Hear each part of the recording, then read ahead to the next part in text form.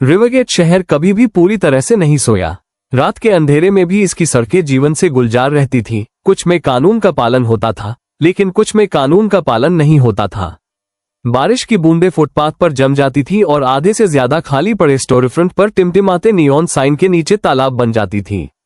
गीले कंक्रीट की गंध गैसोलीन और स्ट्रीट फूड की हमेशा मौजूद खुशबू के साथ मिल जाती थी। रिवरगेट में एक धड़कन थी जो अपराध और न्याय की लय के साथ धड़कती थी, और आज रात सार्जेंट जैक रायलन इसके ठीक बीच में थे। जैक ने अपने सीने पर कसकर बंधे सामरिक बनियान को ठीक करते हुए अपना वजन बदला। उसका K9 साथी शैडो उसके बगल में चौकन्ना बैठा था। उसके कान खड़े थे और उसकी गहरी आंखें आगे की परछाइयों को देख रही थीं। जर्मन शेपर्ड एक सैनिक की तरह ही था, जो किसी भी बल के अधिकारी की तरह ही सटीकता के लिए प्रशिक्षित था और कार्रवाई में निडर था, जो जैक के प्रति एक ऐसी वफादारी से बंधा था जो साधारण आदेशों से कहीं ज्यादा थी। मिशन स्पष्ट था। रिवरगेट बंदरगाह के किनारे एक खाली पड़े गोदाम पर छापा मारना, जहां एक कुख्यात गिरोह महीनों से छिपा हुआ था। ये अपराधी छोटे मोटे चोर नहीं थे, वे खतरनाक हथियारों से लैस थे और कई हिंसक डकैतियों के लिए जिम्मेदार थे, जिनमें कई अधिकारी घायल हुए थे। उनका नवीनतम हमला विशेष रूप से क्रूर था और आज रात वह रात थी जब बल उन्हें पकड़ ले जाएगा। जैक का रेडियो उसके कान में फटा। सार्जेंट रायलन ने अंदर होने की पुष्टि की। बैकअप 10 मिनट में है। आवाज आधे मील दूर तैनात अधिकारी एली मॉर्गन की थी। जैक ने कॉल बटन दबाया। समझ गया। स्थिति को संभालते हुए उसने तेजी से सांस छोड़ी और अपने मन के पिछले हिस्से में चुभ रही जलन को दूर करने की कोशिश की। बैकअप में अपेक्षा से अधिक समय लग रहा था। ऐसी स्थिति में 10 मिनट एक जीवनकाल हो सकते हैं। बीतने वाला हर सेकंड संदिग्धों के भाग जाने या स्थिति को नियंत्रण से बाहर करने का एक और मौका था। शैडो ने धीमी आवाज में गुर्राहट की। जैक ने फुसफुसाकर आदेश दिया और शैडो ने तुरंत कार्रवाई करने की तैयारी कर ली। फिर विस्फोट हुआ। गोदाम के दरवाजों से एक बहरा करने वाला विस्फोट हुआ, जिसमें लकड़ी और धातु के टुकड़े हवा में उड़ते हुए घातक प्रक्षेप्य की तरह उड़ गए। शॉकवेव ने जैक के सीने पर सीधा वार किया और उसे पीछे की ओर फेंक दिया, जो बारिश से भीगे फुटपाथ पर था। उसकी सांसें तेज हो गईं और उसके बाएं हिस्से में दर्द होने लगा, जो गर्म और जलन पैदा करने वाला था। गोलियों की तेज आवाजें उसके पीछे चली गईं। जैक की सहज प्रवृत्ति ने उसके दिमाग पर छाए भ्रम से लड़ाई लड़ी। उसका पहला विचार खुद के लिए नहीं था, ये शैडो के लिए था। वो कहाँ था? कानों में बजने वाली धुंध और धुएं की तीखी गंध के बीच उसने काले और भूरे रंग के फर की लकीर को हिलते हुए देखा। शैडो अराजकता के बीच से गुजरते हुए ऐसे आदेश दे रहा था जिन्हें दुश्मन नहीं समझ पाया था, लेकिन उन्हें डरना चाहिए था। जैक ने खुद को ऊपर उठाने की कोशिश की, लेकिन उसके अंग सुस्त थे और उसका शरीर सहयोग करने से इनकार कर रहा था। खून उसकी तरफ से बहता हुआ उसकी वर्दी में भीग रहा था। उसे पता था कि पहले भी उसे गोली लगी थी और उसने इससे भी बदतर हालात का सामना किया था, लेकिन यह अलग लग रहा था। आधे सेकंड के लिए उसकी दृष्टि धुंधली हुई और फिर तेज हो गई। शैडो लड़ाई में अकेला था, लेकिन वो पीछे नहीं हट रहा था। चरवाहा हमलावरों में से एक पर झपटा और पिस्तौल चलाने वाले उसके हाथ को जोर से पकड़ लिया। एक कर्कश चीख रात को गूंज उठी क्योंकि गिरोह का सदस्य संघर्ष कर रहा था, लेकिन शैडो उसे जाने नहीं दे रहा था जब तक लड़ाई खत्म नहीं हो गई।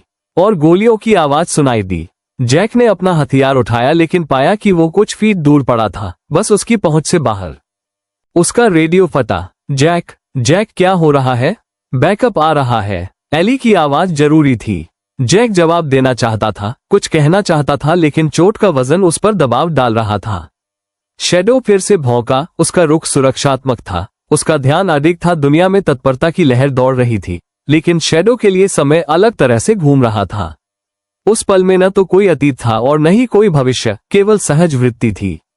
केवल जैक। वो घावों की क्रियाविधि या मानव शरीर की नाजुकता को नहीं समझता था, लेकिन वो एक बात समझ गया था कि उसका साथी नीचे था और उसे कुछ करना था। शैडो जैक के स्थिर रूप के ऊपर खड़ा था। उसकी तीखी भूरी आंखें गोदाम में पीछे हटते बंदूकधारियों की ओर घूर रही थीं। खून और बारूद की गंध बारिश के साथ मिलकर खतरे का ऐसा मिश्रण बना रही थी जिसने उसकी सहज वृत्ति को तेज कर दिया। शैडो जैसा प्रशिक्षित K9 केवल एक लड़ाकू नहीं था, वो एक रणनीतिज्ञ, एक रक्षक और जरूरत पड़ने पर उद्धारकर्ता भी था। उसने जैक की बाह को कुरेदा और हर आवाज में चिंता के गहरे निशान, लेकिन अगर जैक को मदद नहीं मिली तो रुकने का कोई मतलब नहीं था। अपने गिरे हुए हैंडलर पर आखिरी नजर डालकर शैडो भाग गया। उसके शक्तिशाली अंग उसे शहर की सड़कों पर आगे बढ़ा रहे थे। फिसलन भरे गड्ढों और बिखरे मलबे से बचते हुए। उसकी सांसें स्थिर थीं, उसका दिल तेजी से धड़क रहा था, लेकिन उसे ऐसे ही क्षणों के लिए धीरज रखने के लिए गति के लिए प्रशिक्षित किया गया था। गीली कंक्रीट पर कदम रखते हुए दुनिया धुंधली हो गई। वो सिर्फ भाग नहीं रहा था, वो हिसाब लगा रहा था। उसे मदद की जरूरत थी और उसे अभी इसकी जरूरत थी। फिर उसने देखा कि वे दो अधिकारी गोदाम से कुछ ही ब्लॉक दूर एक गली के पास खड़ी अपनी गश्ती कार के बाहर खड़े थे। शैडो तेजी से भौंकते हुए उनकी ओर बढ़ा, उसका भीगा हुआ फर उसके शरीर से चिपका हुआ था। अधिकारी एली मॉर्गन पहले मुड़े। जब उसने शैडो को अपनी ओर दौड़ते देखा तो उसकी आंखें चौड़ी हो गईं। क्या शैडो? जर्मन शेपर्ड नियंत्रित हताशा के साथ भौंकते हुए उनके सामने रुक गया। अधिकारी मॉर्गन ने अपने साथी को एक नजर देखा, इससे पहले कि उसका चेहरा सख्त हो जाए। जैक, यह कोई सवाल नहीं था, यह एक समझ थी, एक जानकारी। मॉर्गन ने अपनी बनियान से चिपके रेडियो को पकड़ा। अधिकारी नीचे, रायलन को पुराने रिवरगेट गोदाम के पास टक्कर लगी है। मैं दोहराता हूं, अधिकारी नीचे। शैडो फिर से चहलकदमी करते हुए चिल्लाया। हर सेकंड मायने रखता था। मॉर्गन ने संकोच नहीं किया। उसने गश्ती कार का दरवाजा खोला। अंदर आओ लड़के। शैडो को दोबारा पूछने की जरूरत नहीं पड़ी। एक शक्तिशाली छलांग के साथ वो सीट पर दबाव डालते हुए वाहन के अंदर उतरा। उसकी आंखें आगे की ओर टिकी थी और वो शहर को अपने पीछे धुंधला देख रहा था, क्योंकि वे जैक की ओर तेजी से बढ़ रहे थे। कार में तनाव स्पष्ट था। मॉर्गन के साथी अधिकारी रीड ने स्टीयरिंग व्हील को कसकर पकड़ लिया। आपको क्या लगता है ये कितना बुरा है? उसने पूछा। मॉर्गन ने शैडो की ओर देखा कि कैसे कुत्ते का शरीर आराम करने से इनकार कर रहा था और उसकी सांसें भारी थीं। बुरा। शैडो ने एक छोटी सी कराह निकाली और फिर जैक हिला। बस मुश्किल से, बस इतना कि उसे देखा जा सके। शैडो ने तेज भौंककर जैक के लंगड़े शरीर को धक्का दिया और उसे संभालने के लिए प्रेरित किया। मॉर्गन एक पल में उसके पास था। जैक, मेरे साथ रहो। उनके नीचे की जमीन खून से लथपथ हो गई। शैडो पीछे हटने से इनकार कर दिया। वो वहीं रहा, उसका शरीर जैक की तरफ दबा रहा और उसे जाने देने से इनकार कर रहा था। फिर सायरन की आवाज तेज हो गई। पैरामेडिक्स अंदर पहुंचे। हाथ तेजी से चले, आवाजें सुनाई दी और मेडिकल बैग खोलने का आदेश दिया गया। मॉर्गन ने शैडो को वापस खींचने की कोशिश की। उसने हिलने से इनकार कर दिया। जैक उसका था, उसका साथी, उसकी जिम्मेदारी। शैडो ने देखा कि कैसे जैक को स्ट्रेचर पर उठाया गया और दुनिया उसके चारों ओर नियंत्रित अराजकता में घूम रही थी। उसने एम्बुलेंस के दरवाजे खुलने के साथ हर विवरण, हर हरकत को देखा।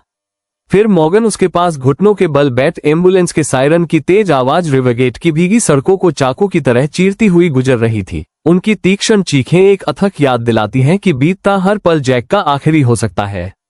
शैडो अपने साथी के स्ट्रेचर के पास निश्चल लेटा था। उसकी गहरी भूरी आंखें जैक को जीवित रखने के लिए बुखार से काम कर रहे पैरामेडिक्स की हर हरकत, हर तेज सांस पर नजर रख रही थी। K9 पहले कभी एम्बुलेंस के अंदर नहीं गया था। तंग जगह में एंटीसेप्टिक और तात्कालिकता और डर के एड्रेनालाइन की गंध आ रही थी। लेकिन उसे ये जानने के लिए चिकित्सा संबंधी शब्दों या मानवीय नाजुकता को समझने की जरूरत नहीं थी। जैक ठीक नहीं था। शैडो ने अपनी गीली नाक से उसके लंगड़े हाथ को हिलाया।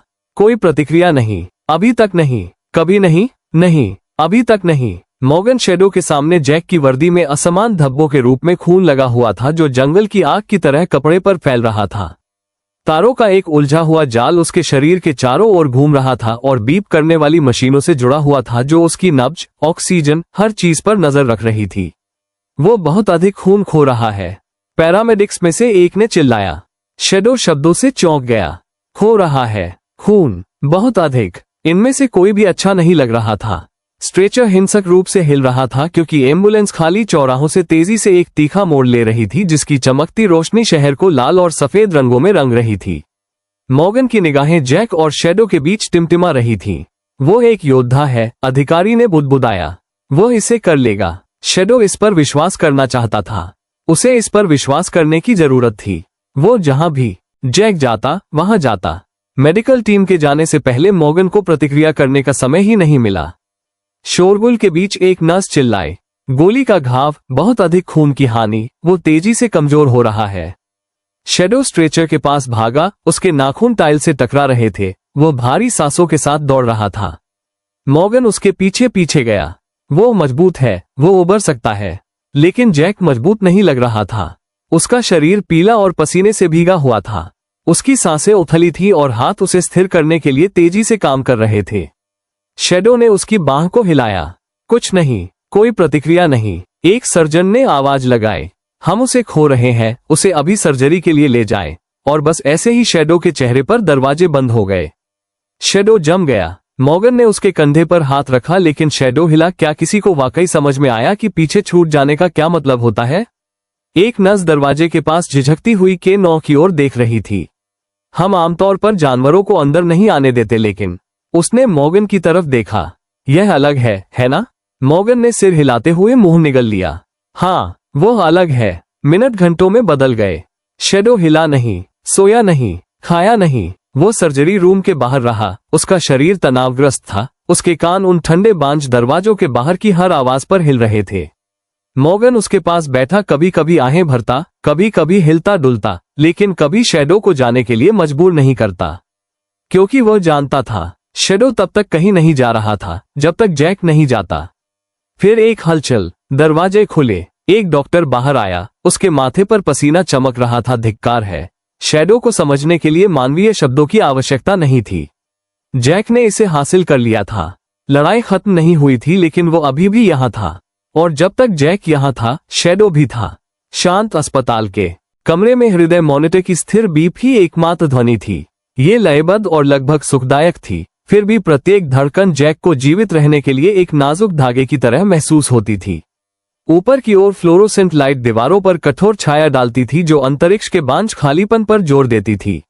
लेकिन उन ठंडी दीवारों के भीतर शैडो की अटूट उपस्थिति से गर्मी निकल रही थी।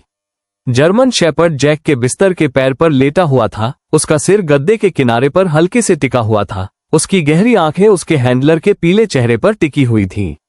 नर्सों द्वारा शैडो को कमरे में आने की अनुमति दिए जाने के बाद से घंटों बीत चुके थे। एक असामान्य अपवाद केवल जैक के साथ रहने के उसके अथक आग्रह के बाद ही हुआ था।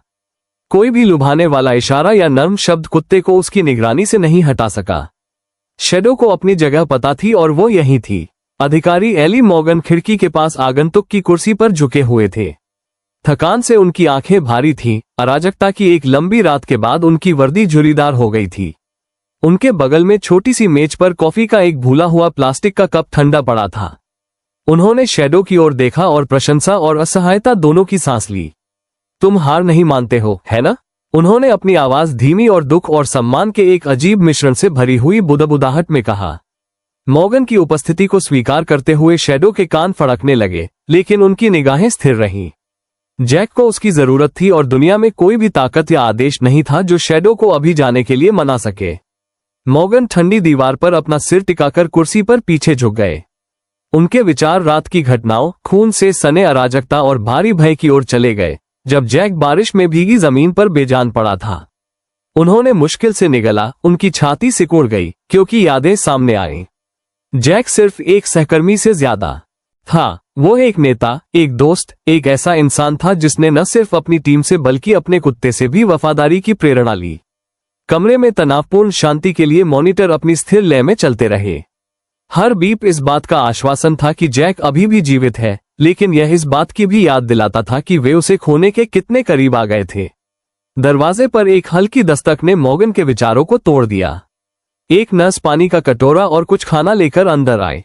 उसने उन्हें कमरे के कोने के पास रख दिया और शैडो पर एक सहानुभूतिपूर्ण नजर डाली।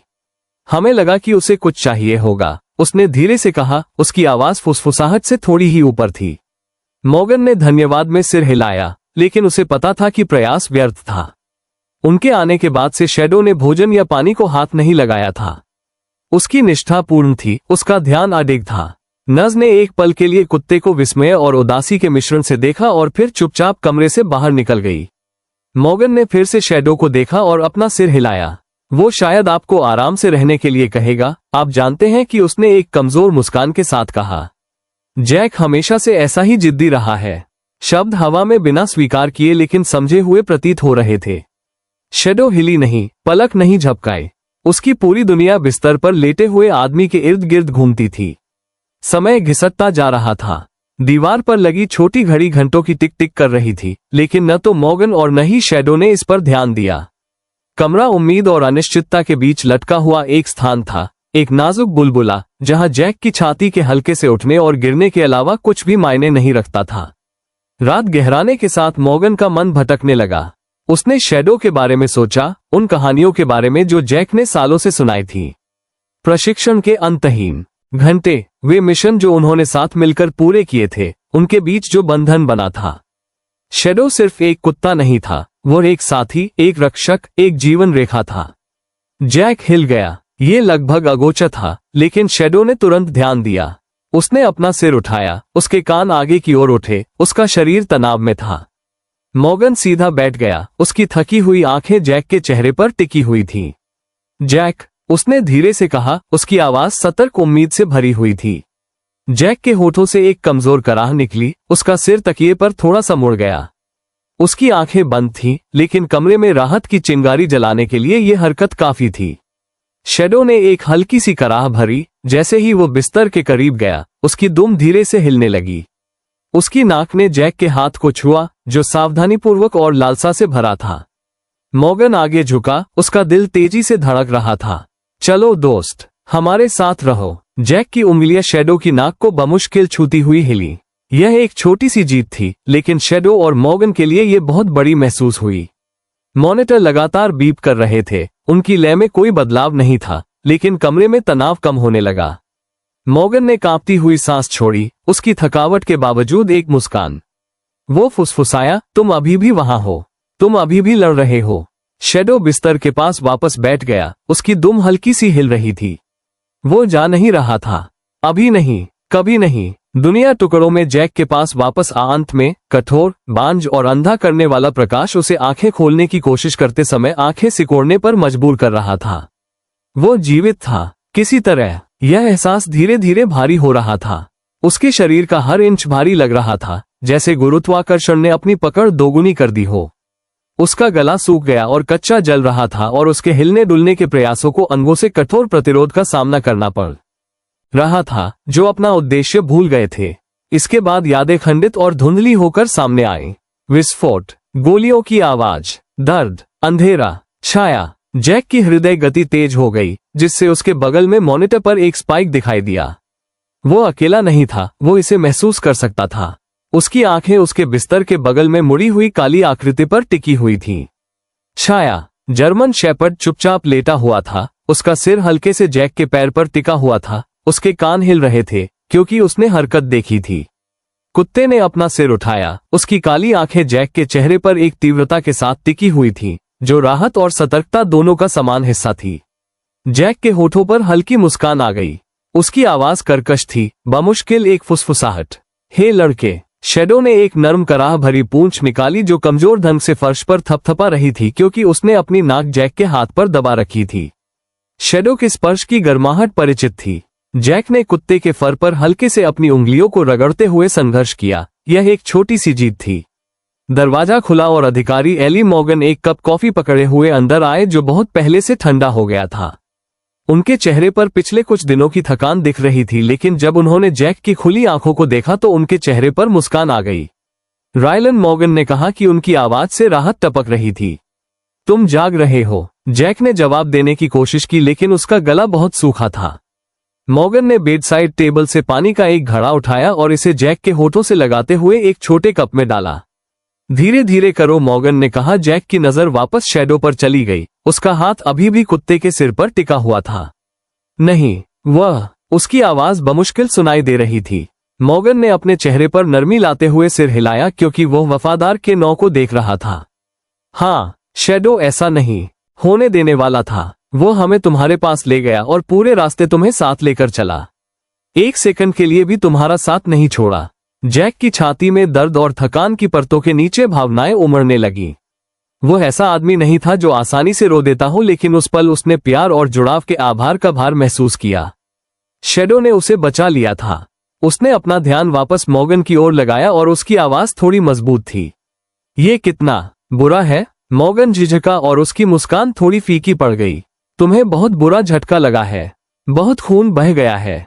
डॉक्टरों का कहना है कि इसमें समय लगेगा, लेकिन तुम इससे उबर जाओगे। शैडो ने अपनी दुम हिलाते हुए धीरे से जैक के चेहरे के करीब झुक गया। कुत्ते की उपस्थिति अनिश्चितता के तूफान में एक लंगर को शांत कर रही थी। तुम एक अच्छे लड़के हो, जैक ने भावनाओं से भरी अपनी आवाज में कहा। तुमने मुझे नहीं छोड़ा। मॉर्गन कुर्सी पर पीछे झुक गया और शांत प्रशंसा के साथ आदान प्रदान देख रहा था। उसने नर्सों को उसे हिलाने तक नहीं दिया। जब तक तुम सर्जरी से बाहर नहीं आ गए वो वहीं रहा। जैक मंद मंद मुस्कुराया, उसकी उंगलियां शैडो के फर को छू रही थी। वो है मेरा साथी। कमरे में फिर से सन्नाटा छा गया, केवल बीपिंग मॉनिटर और मशीनों की कभी कभार की गुनगुनाहट से आवाज आ रही थी। जैक की पलकें थकान से भारी हो गईं, लेकिन उसे शांति का एहसास हुआ जो उसने दिनों से नहीं जाना था। शैडो उसकी तरफ रहा, उसकी वफादार घड़ी अडिग रही। उसके बाजू में दर्द उसे लगातार उस गोली की याद दिलाता था जिसने उसके शरीर को चीरकर उसे मौत के मुहाने पर लटका दिया था। लेकिन उसके सीने में दर्द जो अपराध बोध और कृतज्ञता से पैदा हुआ था, उसे अनदेखा करना कहीं ज्यादा मुश्किल था। शैडो बिस्तर के पैर के पास लेटा था और उसकी गहरी आंखें जैक से कभी नहीं हट रही थी। जर्मन शेपर्ड की शांत उपस्थिति एक सुकून और चुनौती दोनों थी।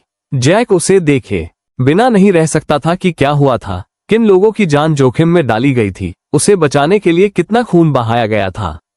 तुम हार नहीं मानते हो, है ना? जैक ने कई दिनों की थकान के कारण अपनी आवाज में बड़बड़ाहट की। शैडो के कान आवाज सुनकर फड़क उठे और उसकी दुम जमीन पर हल्के से टकराए। वो करीब नहीं गया, लेकिन उसकी नजर नर्म पड़ गई, जैसे कि जैक के दिमाग में चल रहे तूफान को महसूस कर रहा हो। जैक ने अपने चेहरे पर हाथ फेरते हुए आह भरी। तुम्हें मुझे वहीं छोड़ देना चाहिए था, उसने धीरे से कहा, हालांकि उसके मुंह में शब्द राख की तरह लग रहे थे। तुम्हें चोट लग सकती थी, या इससे भी बुरा। शैडो ने एक धीमी सी कराह निकाली, थोड़ा सा हिलते हुए लेकिन अपनी जगह पर बने रहे। उसकी आंखें वो कह रही थीं जो शब्द नहीं कह सकते थे कि जैक को छोड़ना कभी भी एक विकल्प नहीं था। दरवाजा खुला और अधिकारी एली मॉर्गन एक ताजा कॉफी का कप लेकर अंदर आए। उनकी वर्दी झुर्रीदार थी, उनके चेहरे पर थकान के भाव थे, लेकिन बिस्तर के पास जाते समय उन्होंने मुस्कुराने में कामयाबी हासिल की। हे मॉर्गन ने कप को जैक के बगल में टेबल पर रखते हुए कहा। आप कैसे हैं? जैक ने दर्द से कराहते हुए कंधे उचका दिए। मुझे लगता है कि आप जीवित हैं। मॉर्गन ने एक कुर्सी खींची, उसकी अभिव्यक्ति गंभीर हो रही थी। आप उससे कहीं अधिक हैं जैक। आप यहाँ हैं, यही मायने रखता है। जैक ने शैडो की ओर देखा, उसका हाथ कुत्ते के सिर पर हल्के से टिका हुआ था। उसकी वजह से, आप सभी की वजह से। मॉर्गन ने शैडो की ओर देखते हुए अपनी आंखें हिलाईं। हाँ, मैं उसके लायक नहीं हूँ। मॉर्गन अपनी कोहनियों को घुटनों पर टिकाते हुए आगे झुक गया। जैक, अपने साथ ऐसा मत करो। तुम एक अच्छे इंसान हो और तुमने अपने समय में कई लोगों की जान बचाई है। चलो इसे हम ले लेते हैं, ठीक है? जैक ने तुरंत जवाब नहीं दिया। इसके बजाय उसने खिड़की से बाहर देखा। दूरी में शहर का क्षितिज दिखाई दे रहा था। जो कुछ हुआ था उसका भार उस पर दबाव डाल रहा था। हर फैसला, हर जोखिम उठाया गया, हर जीवन खतरे में था। वो जानता था कि नौकरी बलिदान के साथ आई थी, लेकिन इस बार यह अलग महसूस हुआ। इस बार यह व्यक्तिगत लगा। क्या उनके पास लोग हैं? जैक ने एक लंबे विराम के बाद पूछा। मॉर्गन हिचकिचाया और फिर सिर हिलाया। हाँ, हमने उन्हें पकड़ लिया। शैडो और बैकअप टीम की बदौलत हम उन्हें घेरने में सक्षम थे। वे जल्द ही कभी भी परेशानी पैदा नहीं करेंगे। जैक, आप हार नहीं मानते, है ना? उसने धीरे से कहा। चाहे कुछ भी हो, आप लड़ते रहें। मॉर्गन जैक के कंधे पर हाथ रखकर खड़ा रहा। बिल्कुल तुम्हारी तरह जैक, तुम इससे पार पाओगे। जैक ने मॉर्गन की नजरों से नजर मिलाई, उसकी आंखों में कृतज्ञता अस्पष्ट लेकिन स्पष्ट थी। धन्यवाद एली, हर चीज के लिए। मॉर्गन ने सिर हिलाया और फिर हल्की मुस्कान के साथ शैडो की ओर देखा। उस पर नजर रखना, ठीक है? शैडो ने जवाब में धीरे से भौंका, उसकी पूंछ थोड़ी जोर से हिल रही थी। मॉर्गन हंसा और दरवाजे की ओर चला गया और जैक और शैडो को एक बार फिर अकेला छोड़ दिया। कमरा फिर से शांत हो गया और जगह भर में हृदय मॉनिटर की लगातार बीप की आवाज आ रही थी। जैक ने अपना सिर तकिए पर टिका दिया, उसका हाथ अभी भी शैडो के सिर पर। जैसे ही वो सोने के लिए चला गया, शैडो उसके पास रहा। उसकी खामोश उपस्थिति एक अनुस्मारक थी कि चाहे हालात कितने भी बुरे क्यों न हो, लड़ने लायक हमेशा कुछ न कुछ होता है। ताजी हवा की महक ने जैक को एक लहर की तरह मारा जब वो हफ्तों में पहली बार अस्पताल के दरवाजे से बाहर निकला। उसके पैर उसके वजन के नीचे काम रहे थे। चलने का तनाव एक स्पष्ट याद दिलाता था कि उसे अभी और कितना चलना है। उसके हाथों के नीचे की बैसाखियां प्रत्येक सोचे समझे कदम के साथ चरमरा रही थीं। उनका मजबूत शरीर ही एकमात्र चीज थी जो उसे सीधा रख रही थी। शैडो उसके बगल में चुपचाप टहल रहा था। उसकी निगाहें केंद्रित थीं और कदम पूरी तरह से जैक की गति के अनुकूल थे।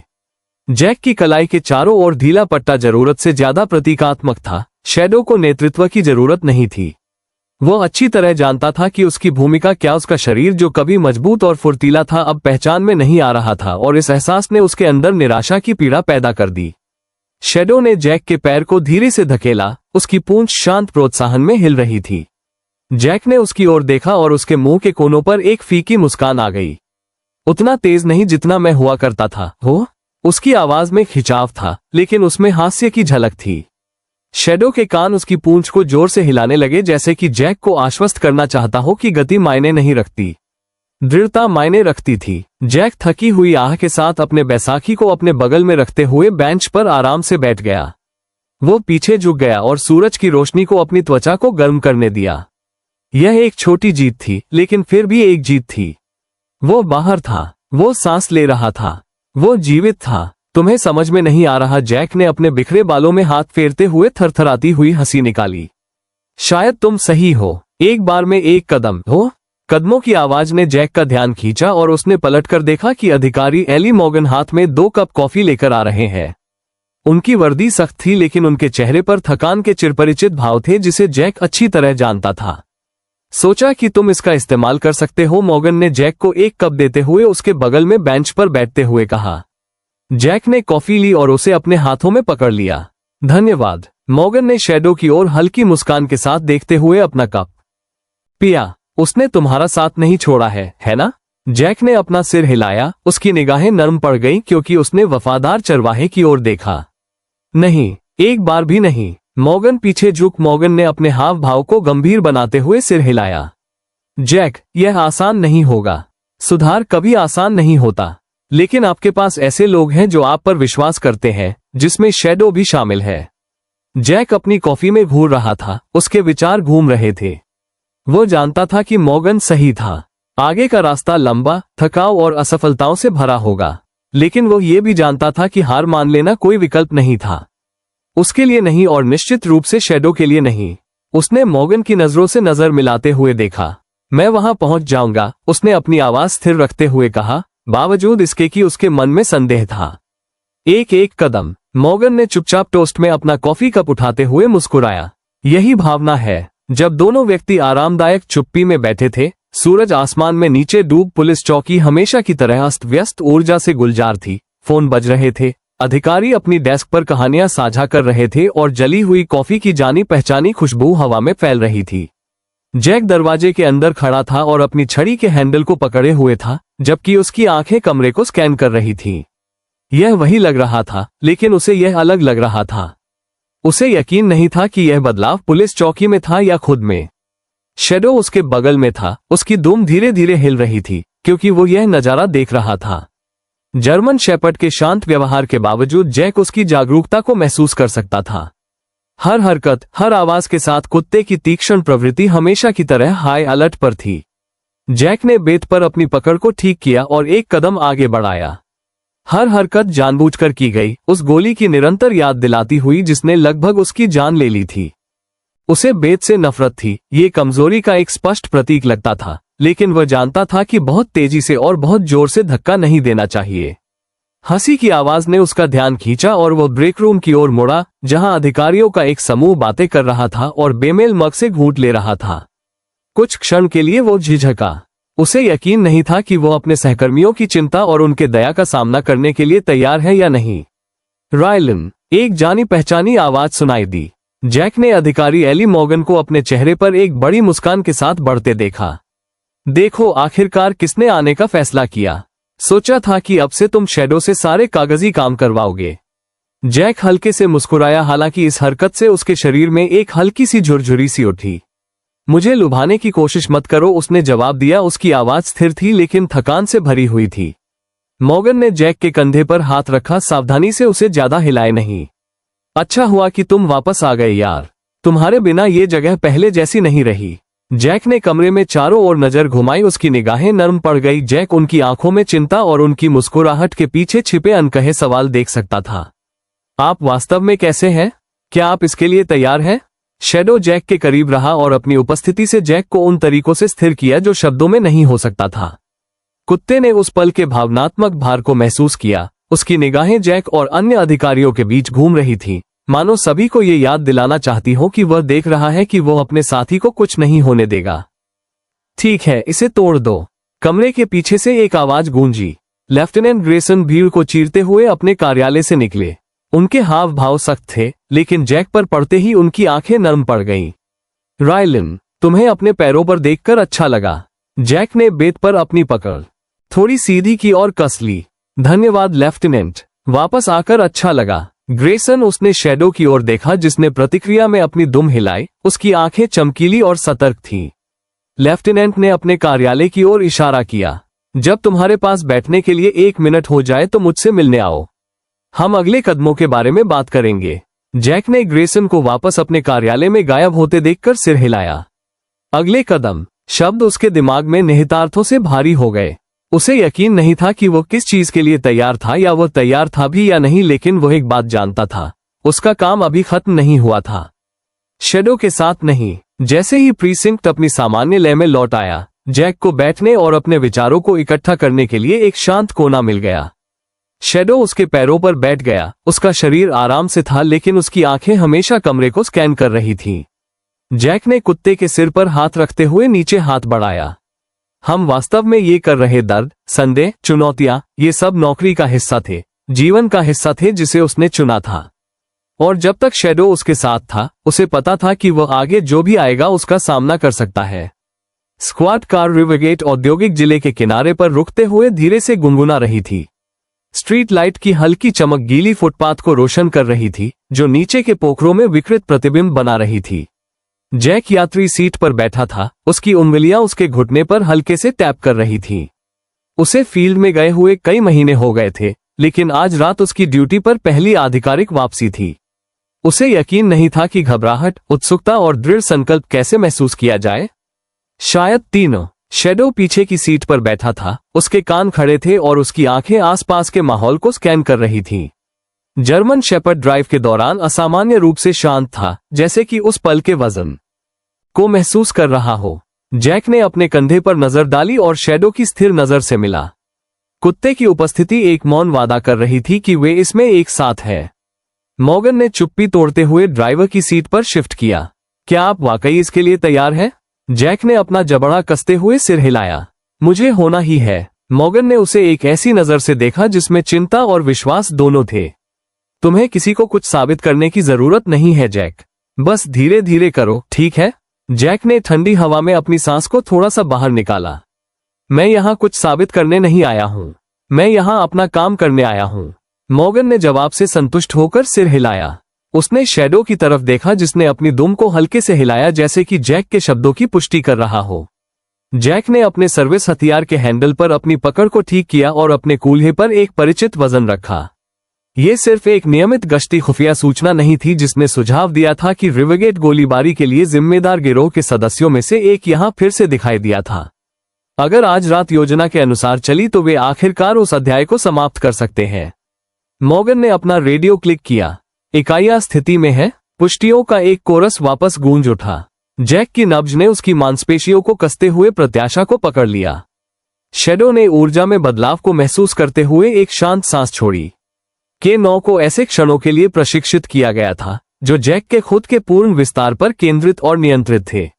मॉर्गन ने जैक की ओर देखा। आप नेतृत्व करते हैं। जैक ने स्थिर सांस ली। उसने दरवाजा खोला और फुटपाथ पर कदम रखा। उसके जूते पोखरों में हल्के से छप रहे थे। शैडो उसके बगल में सही कदम रखते हुए उसके पीछे चला गया। उसकी मुद्रा सतर्क थी।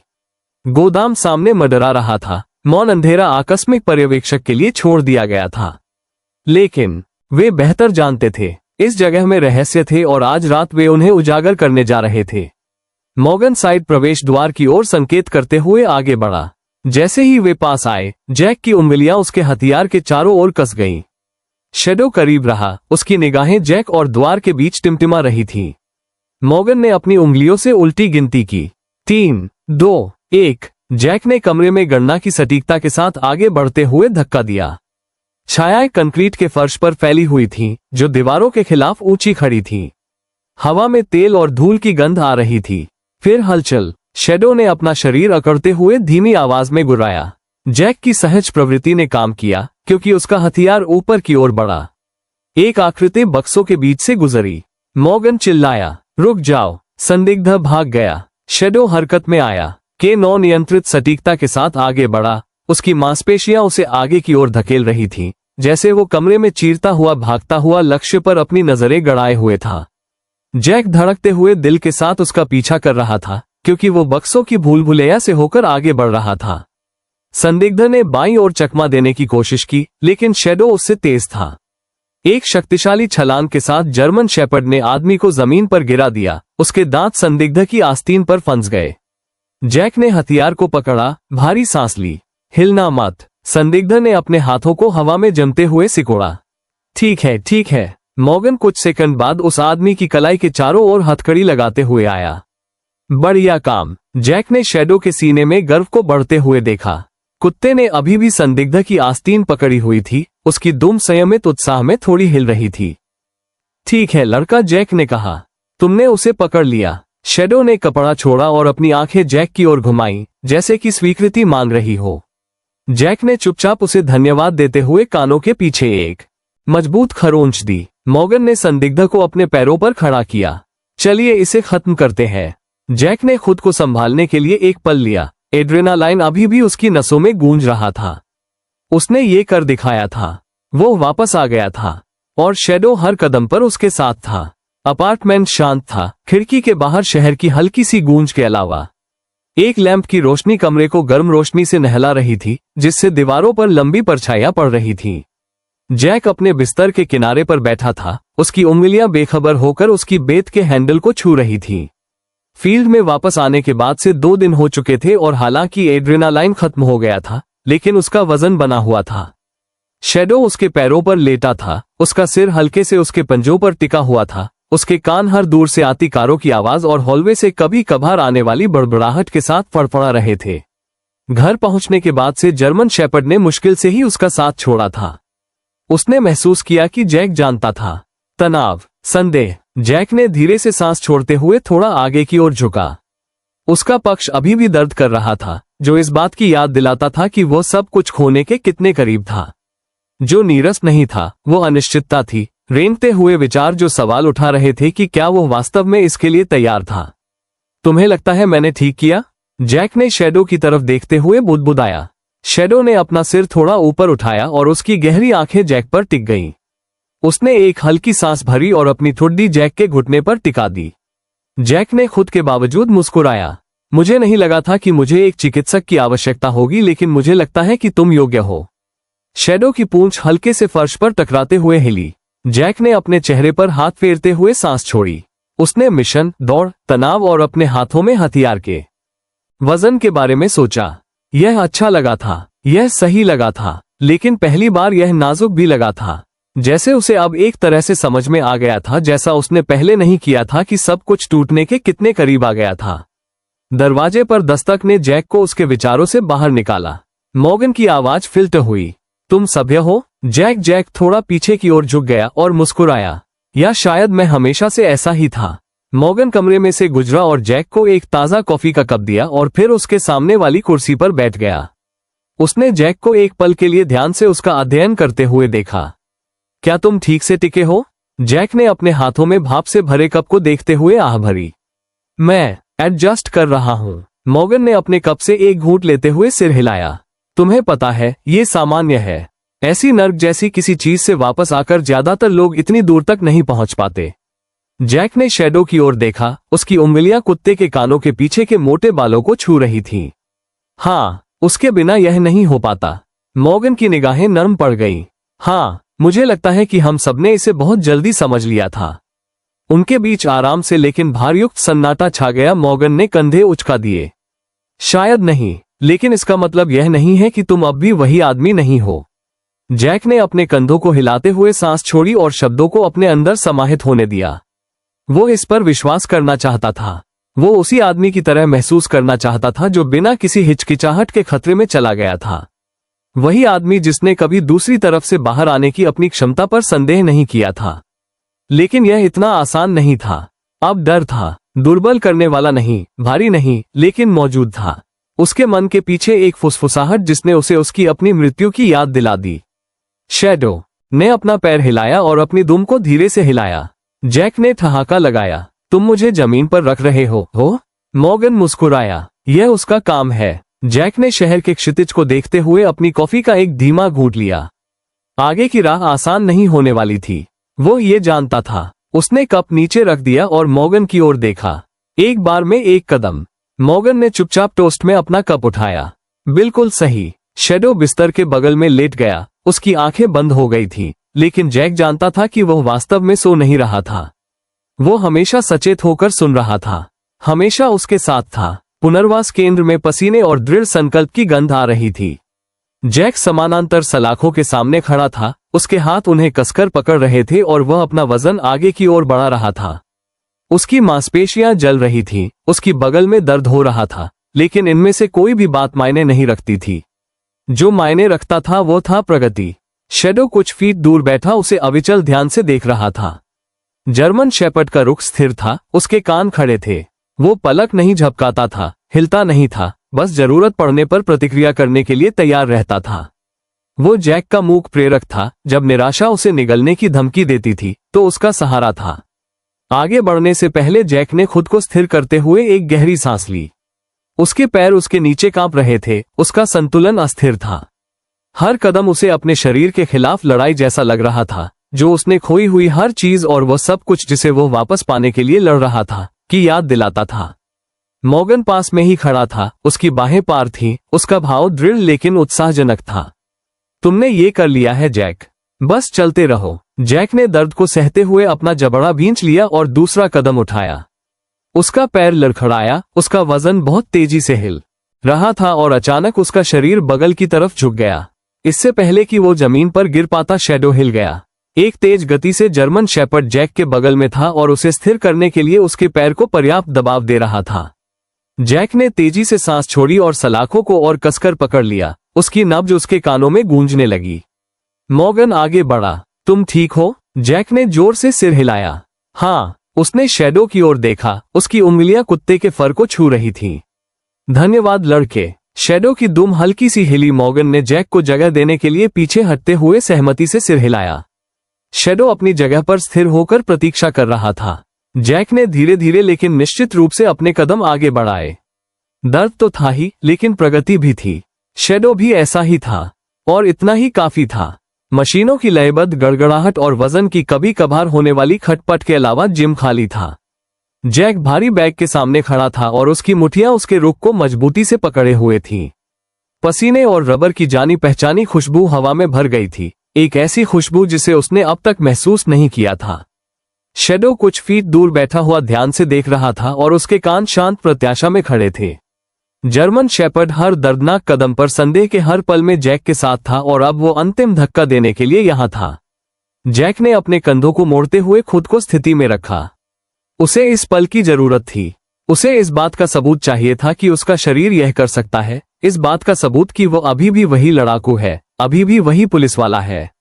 उसने वार किया। प्रभाव बैग के माध्यम से गूंज उठा और उसके हाथ में एक संतोषजनक झटका लगा।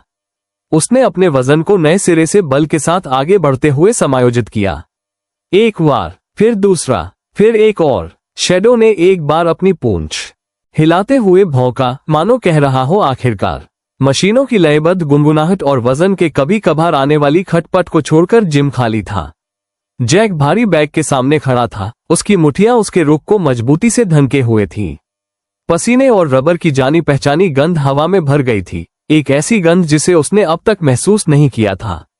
शैडो कुछ फीट दूर बैठा ध्यान से देख रहा था, उसके कान शांत प्रत्याशा में खड़े थे। जर्मन शेपर्ड संदेह के हर क्षण में, पुनर्वास के हर दर्दनाक कदम के दौरान जैक के साथ था और अब वो अंतिम धक्का देने के लिए यहां था। जैक ने अपने कंधों को घुमाते हुए खुद को तैनात किया। उसे इस पल की जरूरत थी। उसे इस बात का सबूत चाहिए था कि शैडो ने एक बार अपनी दुम हिलाते हुए भौंका, मानो कह रहा हो अंत में। मॉर्गन दरवाजे पर अपनी बाहें पार करके झुक गया और मुस्कुराहट के साथ देख रहा था। तुम वापस आ गए हो? जैक ने जोर से सांस ली और उसके माथे से पसीना टपक रहा था, लेकिन उसके चेहरे पर मुस्कान निर्विवाद थी। हाँ, मॉर्गन ने शैडो की ओर देखते हुए सिर हिलाया। जानता था कि तुम अंततः यहाँ पहुंचोगे। बस कुत्ते को तुम्हें याद दिलाना था कि तुम अभी खत्म नहीं हुए हो। जैक ने शैडो को अपने कानों के पीछे खुजलाने के लिए हाथ बढ़ाते हुए देखा। कभी नहीं किया था, बस उसे याद करने के लिए 1 सेकंड की जरूरत थी। शैडो ने जवाब में अपनी पूंछ फर्श पर जोर से मारते हुए हुंकार भरी। जैक ने अपनी मुट्ठी फिर से बंद कर ली और अपनी कलाइयों को घुमाया। ठीक है, चलो एक और राउंड के लिए चलते हैं। मॉर्गन मुस्कुराया। अब तुम बात कर रहे हो। शैडो जैक लेफ्टिनेंट के कार्यालय के ठीक बाहर खड़ा था और अपने कंधों को घुमा रहा था क्योंकि वो परिचित अराजकता का अनुभव कर रहा था। यह अच्छा लगा, यह सही लगा। शैडो उसके बगल में बैठा था और उसकी पूंछ हल्के से हिल रही थी और वो उस पल की अहमियत को महसूस कर रहा था। जर्मन शेपर्ड उसके हर दर्दनाक कदम, हर संदेह, हर खुद को वापस पाने की लड़ाई में उसके साथ था और अब वे यहाँ थे, वापस वहीं जहां उनका होना चाहिए था। मॉर्गन उसके पास आया और उसके चेहरे पर मुस्कान फैल गई। कभी नहीं सोचा था कि मैं ये कहूंगा, लेकिन लानत है, तुम्हें वापस देखकर वास्तव में अच्छा लगा। जैक ने अपनी ड्यूटी बेल्ट ठीक करते हुए मुस्कुराया। मुझे इतना याद किया हो? मॉर्गन ने अपना सिर हिलाते हुए उपहास किया। नहीं, आधे कागजी काम लेने के लिए किसी का आसपास होना मिस किया। जैक हंसा, लेकिन जवाब देने से पहले लेफ्टिनेंट की आवाज गूंजी। रायलन, मेरे कार्यालय में क्या तुम वाकई इसके लिए तैयार हो? जैक ने अपना सिर ऊंचा किया। अगर मैं तैयार नहीं होता तो मैं यहां नहीं होता। ग्रेसन ने एक बार सिर हिलाया और फिर डेस्क पर एक फोल्डर सरका दिया। फिर वापस स्वागत है, तुम्हारा अगला काम अब शुरू होता है। जैक ने फोल्डर लिया और उसे खोला। एक नया मामला, एक चुनौती, बिल्कुल वही जो वह चाहता था, बिल्कुल वही जिसके लिए उसने लड़ाई लड़ी।